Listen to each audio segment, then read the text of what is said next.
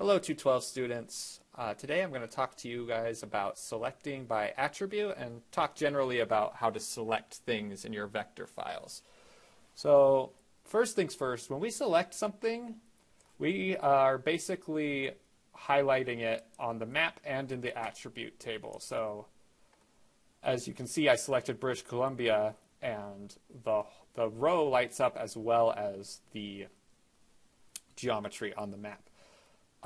You'll notice when you open your attribute table that if you click this one, it shows only your selected stuff.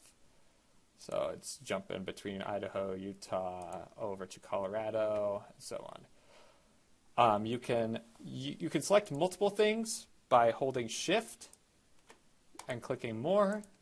You can drag a box to grab an area, and then you can hold Shift and click places, extra places in order to add them. And if you want to unselect things, you go up to here and you click Clear.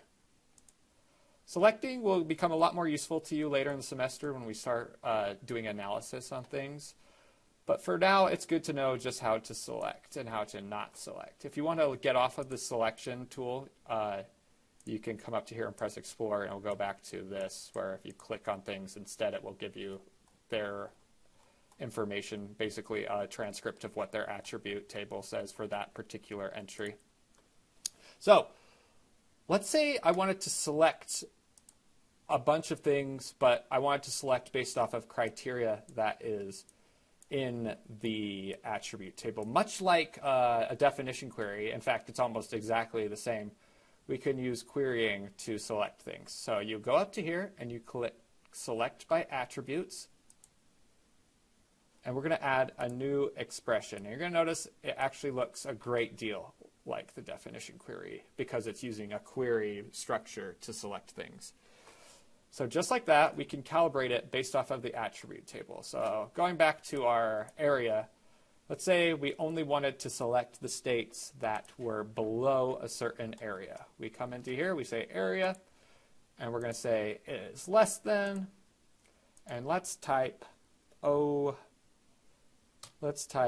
50,000. Let's see what it gives us. We're going to click Run, and all these states that have that low of an area are selected, both in the attribute table and on your map. They're one and the same.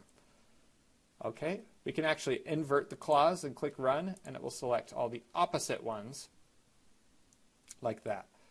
Okay, so this is just a basic crash course on selection. Like I said, selecting is useful only when you start to do things with it, which we aren't doing yet. But in future weeks, as we're running tools and we only want to run them on certain entries or certain places, we can use this to select the places and then do analysis only on them. As always, if you have any questions, you can reach out to us. Thanks.